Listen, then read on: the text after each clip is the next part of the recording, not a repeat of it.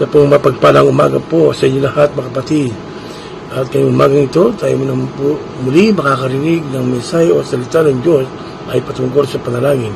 Bago lahat, tayo manalangin, dakilang Diyos, Ama na makapangyarihan sa lahat. Muli po sa umagang ito, kami nagsusumamo. Papakumpa sa inyong harapan, patawarin mo kami o Diyos sa aming nagawang kasalanan. Patuloy kang manguna sa amin, mangusap sa amin, Panginoon. Salamat sa biyaya, salamat sa mga pagkilos, pagpapala na pinagkaloob mo sa amin. Salamat o Diyos. Purihin ka sa pangalan ni Jesus. Amen. Okay? Again, topical verses o verse po ang ating pong patutunghayan ay ito ay patungkol sa kung ano ang nagagawa ng panalangin. Okay? Sabi rito, Colossians 4:3, Colossians chapter 4 verse 3, ang panalangin ay nagbubukas ng mga pintuan para sa Ebanghelyo.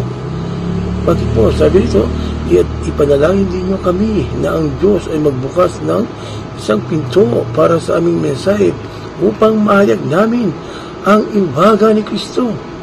Kapatid, dito hinahanda ng panalangin ang daan para sa ebanghelismo na umihi sa Diyos at ihanda ang mga puso upang tanggapin ang kanyang mensahe. So mahalaga ang paghahanda na ito ay may kaakibat na tamang pagsunod, tamang pagkaunawa at pagkakilala. Okay? So, mahalaga kapatid na ang mga mensahe o salita ng Diyos ay naway patuloy na tumumo sa ating mga puso at isipan. Okay? Nagbubukas ng pintuan para sa Ebanghelyo. Ang Ebanghelyo ito ang mga salita ng Diyos o ang mga punong-puno ng karunungan, katuruan, kagalingan, kabanalan, kasubiran ng salita ng Diyos. Pangalawa, ang panalangin ay nagpapaintulot sa atin na ihagis ang ating mga pasanin sa Diyos. Paabot, sabi, 1 Pedro Kapitulo 5:7, ihagis ninyo sa Kanya ang lahat ng inyong mga pagkabalisa sapagkat Siya ay nagmamalasakit sa inyo. Pasanin kapatid, sa panalangin, inilalagay natin ang ating mga lalangin at pasanin sa paanan ng Diyos na pinagkakatiwalaan siya at naasikasuhin ang mga ito. So kapatid, pangawakan natin na kapag ang Diyos ay nagpapaintulot, no? Ipaabot, ihagis ang ating mga pasanin, ang ating mga daladalain. Pangatlo, ang panalangin ay umaawit sa atin sa presensya ng Diyos.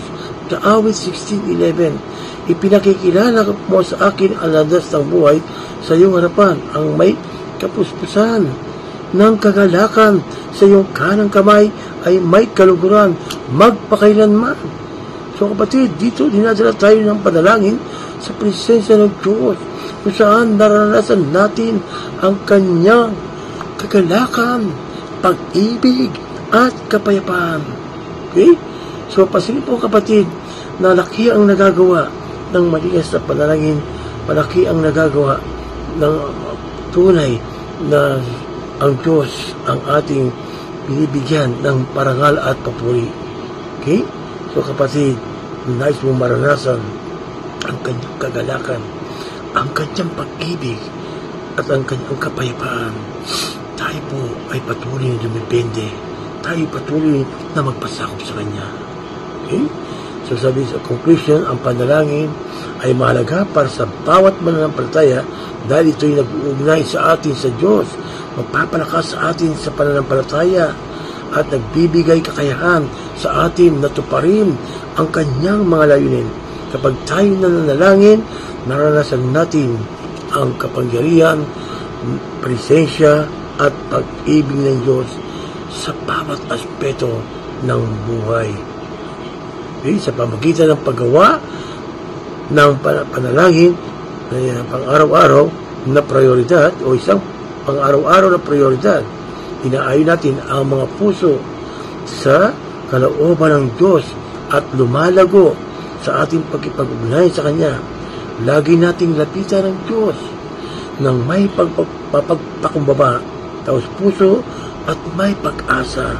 Mga puso, pag-asa ng mga puso na nalalaman at nakikinggan niya tayo at handa siyang tumugon. Amen? Amen. Kapatid, muli ng Diyos, tayo manalangin, dakilang Diyos, Ama na makapangyarihan sa lahat. Muli po sa oras ito, kami nagsusumamo, muli nagpapasalamat, muli humihingi po ng patnubay. Salamat o Diyos sa biyaya ng kaligtasan. Salamat o Diyos sa biyaya ng pag-ibig, presensya. Salamat o Diyos, kami patuloy mo, binibigyan ng kalakasan at kaunawaan. Salamat o Diyos sa kapayapaan. Salamat o Diyos sa lahat ng oras, sa lahat ng panahon. Tunay ikaw ay tapat, hindi ka nagbabago, ikaw ay patuloy na kumikilos. Salamat po. Ito pong aming pasalamat. Ito pong aming papuri at pagdakila. Tanging sa pangalan ni Jesus. Amen. Amen. Okay, bye-bye. Glory to God. To God all be the glory. Amen. Diyos ang papuri. Amen.